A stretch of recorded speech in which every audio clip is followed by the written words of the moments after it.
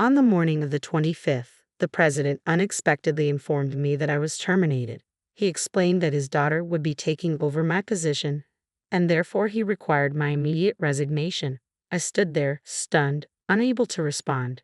That particular day was crucial for handling payments to our suppliers, some of which were longtime partners whose transactions I oversaw personally as a gesture of goodwill. Despite this, he suggested I take the day off as a parting gift and quickly ushered me out, the office door snapping shut behind me.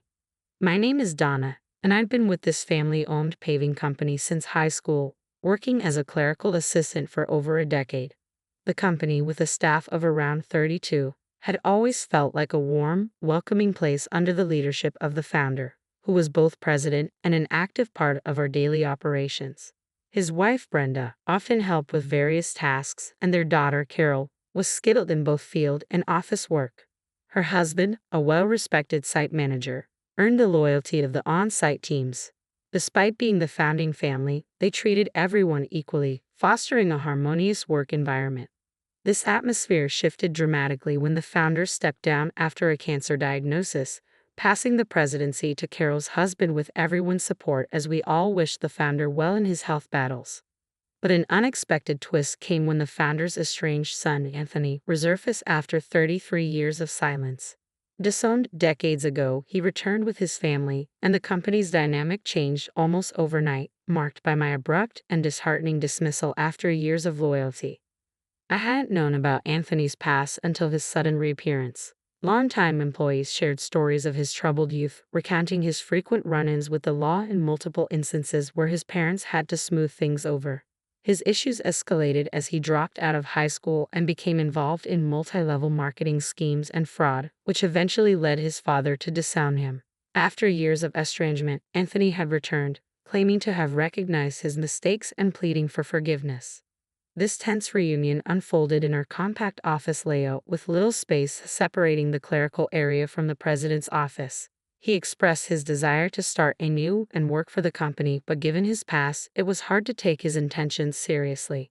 Nevertheless, the chairman requested that we all give Anthony a chance, asking for a fresh start.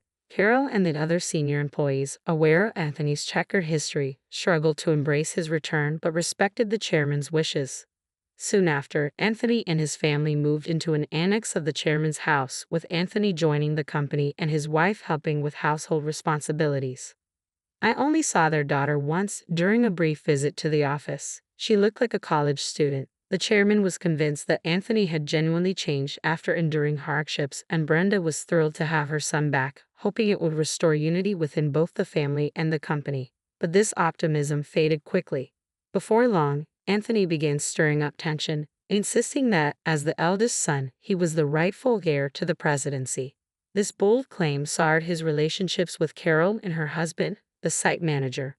Despite putting on a diligent front around his father, Anthony contributed little real work and frequently belittled the value of physical labor and those who performed it.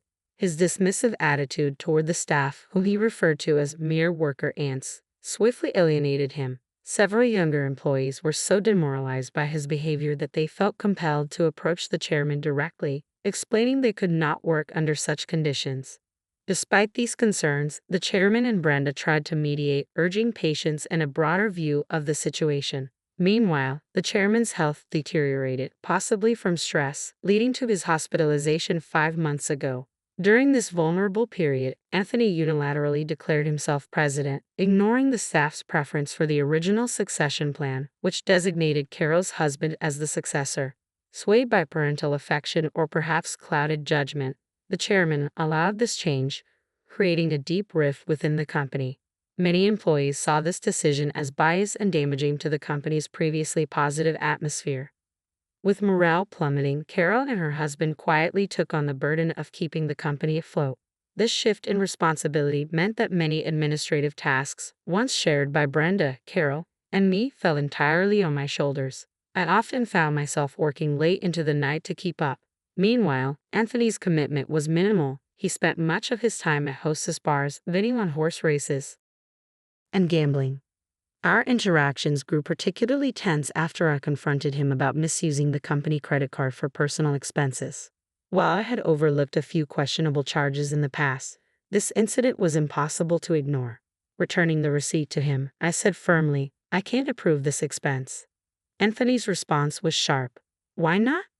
I replied, "This is for your wife's corrective underwear. It's not a business expense." Anthony's face flushed with anger.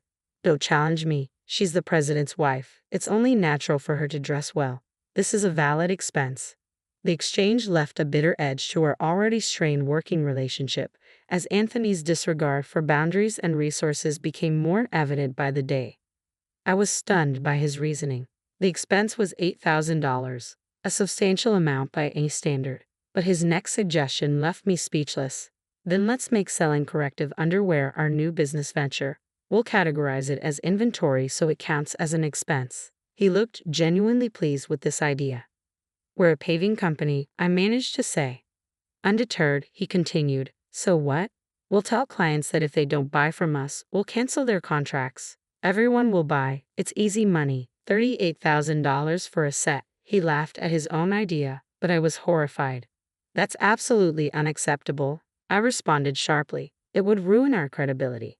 From that moment on, I became the target of his disdain.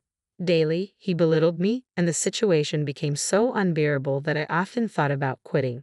But my loyalty to the chairman, who had always supported me, and my concern for my colleagues, who would undoubtedly face more hardship if I left, kept me from doing so. Besides, I couldn't afford to lose my income suddenly. I resolved to endure it, biding my time and planning to leave when I could do so responsibly. Then, unexpectedly, I was fired. As I processed this abrupt turn, I knew my sudden departure would create issues for our clients.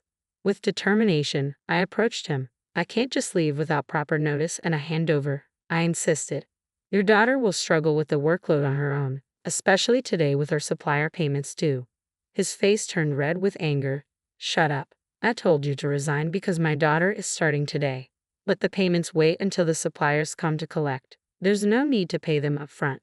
Shocked, I tried to reason with him. "Isn't it normal to pay for something once you buy it?" I explained, as though speaking to a child. He dismissed me with a shocking suggestion. "Then tell them we won't make the payment this time. They should give it to us for free." "That's not how business is done," I replied, astounded. "You're completely useless," he snapped. "My daughter has a college degree. She can handle the office work easily. Unlike you, she won't question my expenses. We don't need someone like you in our company. Leave, now." It became clear he wanted his daughter to take over accounting to justify personal expenses as business expenditures. "Fine," I said, "but don't think I'll regret this." With a heavy heart, I gathered my belongings and left.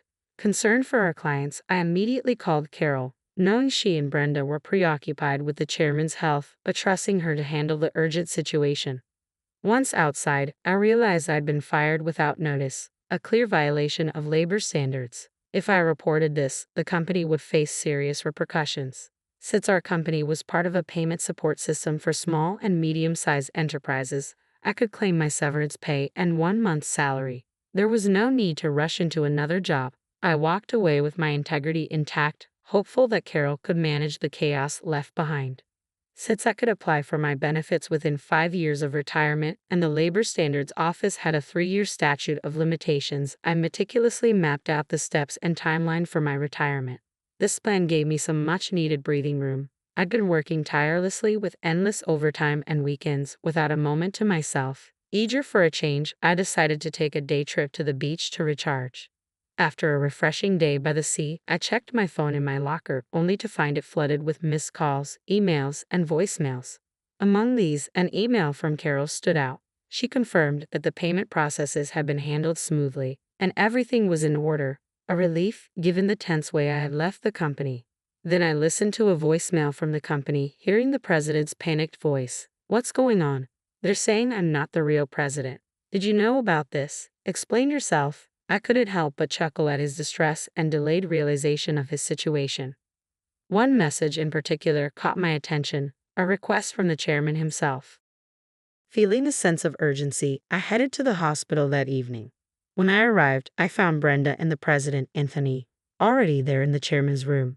The chairman, seeing me, apologized from his hospital bed, saying, "Donna, I'm truly sorry for my son's foolishness." Anthony, still arrogant and bewildered, blurted out, "What's going on?" I'm not the official president. Explain yourself. His confusion was evident, but the chairman quickly silenced him with a firm command to quiet down. It turned out that after I had called Carol, she had immediately informed both the chairman and Brenda of the situation. The chairman had then confronted Anthony with a pointed question. Do you really not understand? This revelation was a turning point, bringing clarity to the mess created in the wake of my dismissal. Anthony, visibly agitated and confused, continued to raise his voice. I calmly explained the reality of his position. Anthony, you never actually had any legal authority. Your role as president was essentially a nominal title. I continued, clarifying, in business terms, president is a role within the company but does not automatically carry legal standing. The representative director is the one who holds legal responsibilities for the company's external actions. This role requires specific legal procedures to change, unlike the more informal assignment of a company title. 5 months ago, when Anthony was named president, there had been significant opposition from Carol, the site manager, and veteran employees. To keep things running smoothly, I had suggested a compromise. Anthony would act as a figurehead president, while the chairman retained his legal status as the representative director. With a growing understanding of these distinctions, it was clear that the chairman's trust had been in my knowledge of the company's operations and legal requirements. I understood the implications clearly. The plan was straightforward. If Anthony showed true commitment and earned the trust of the employees, we would start the formal process to make his presidency official. However, if he failed to prove himself as a capable leader, our contingency plan involved either removing him or possibly closing the company altogether, allowing Carol and the site manager to start a new venture. While people like Carol had their doubts, the chairman and Brenda held on to hope for Anthony. That is, until he unjustly dismissed me. This finally opened their eyes to his unsuitability for leadership. If you want to lead, you need to respect and support your employees, the chairman had often reminded Anthony. But Anthony, in his usual dismissive way, brushed it off. It's not a big deal, right? Can't we just take care of the formalities now?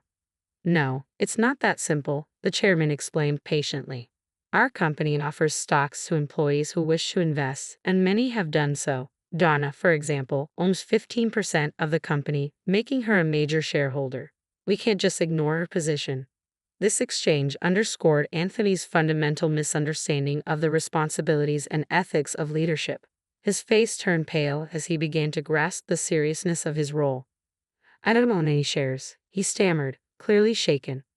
With a sigh, the chairman replied, I intended to pass my shares to you once you prove yourself worthy as president. I'm disappointed. Were you only interested in the wealth, thinking I had little time left? The chairman's voice trailed off, filled with despair, and he sank back, emotionally drained. Brenda, standing by him, remained silent, visibly troubled by the situation. Defiantly, Anthony muttered, I'm the eldest son. What's wrong with claiming what's rightfully mine? The company belongs to me. His words only deepened the chairman's disappointment. I can't allow this to continue, the chairman declared firmly. As the representative director and a shareholder, I hold the authority to call a shareholders' meeting to discuss your removal.